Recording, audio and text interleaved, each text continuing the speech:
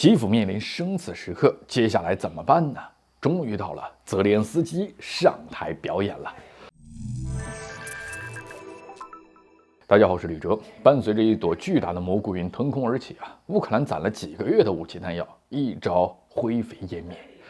俄军这次的袭击效果相当显著，而乌克兰方面毫不夸张地说，基辅现在就面临一个生死时刻了。因为对于乌克兰来说，没有武器弹药就没有办法发起反攻，没有反攻，西方就不会再支持乌克兰，没有了西方的支持，那么乌克兰必输无疑，轻则赔款，重则倾覆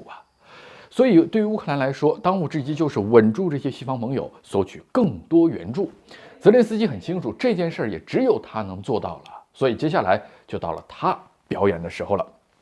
在乌克兰巨型弹药库遇袭之后，泽连斯基火力全开接连访问欧洲5国。泽连斯基这次的欧洲之行可以说是行程紧凑。第一天也就是武器弹药库遇袭的当天，他立刻启程前往意大利，与意大利总统马塔雷拉和总理梅洛尼会面。对泽连斯基来说，这次会面很难说是成功或者是失败，因为从双方的联合声明来看，意大利仅仅是说了一些支持乌克兰的场面话，具体的支持力度还是个谜，不排除是在敷衍。不过按照泽连斯基的说法，双方有一个非常重要的保卫我们天空的决定，这话要么是在暗示防空导弹的支援，要么是在暗示战斗机的支援。不过也不排除意大利是真的要援助乌克兰防空导弹，至于战斗机，我觉得是真不太可能。与意大利总理见面之后呢，泽连斯基还抽空这个时间管理大师去了趟梵蒂冈，就是那个小国见了教皇方济各。这个教皇希望呢作为俄乌和谈的一个调解人，但是泽连斯基是严词拒绝说我跟普京有什么好谈的？也确实没什么好谈的，弹药库都被炸了，这乌军实力是处于绝对劣势，你这个时候要和谈，你可没有底气和筹码，只能被宰。紧接着第二天，泽连斯基就去了柏林。可能是去年被骂惨了，这次德国相当给力，早在泽连斯基启程之前就宣布为乌克兰提供价值27亿欧元的军事援助。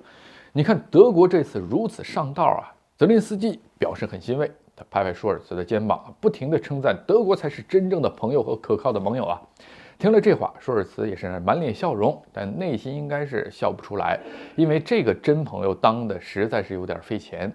当然，对于泽连斯基来说，27亿欧元是远远不够的。于是当天晚上，他马不停蹄地前往了法国巴黎，去见下一个冤大头马克龙。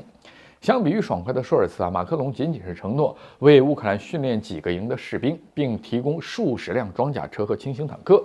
至于泽连斯基想要的战斗机，法方直言为时尚早。总体来说，法国对于乌克兰的这批援助是比较中规中矩的。法国指望不上泽连斯基就在第3天立刻前往英国。你看，按照他的话说，他将与苏纳克进行实质性谈判。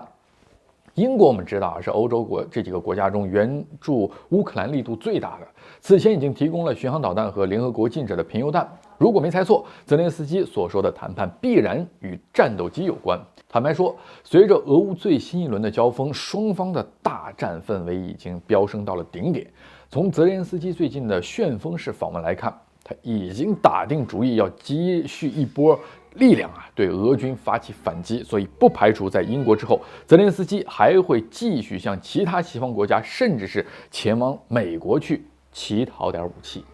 山雨欲来风满楼，一场新的风暴马上就来。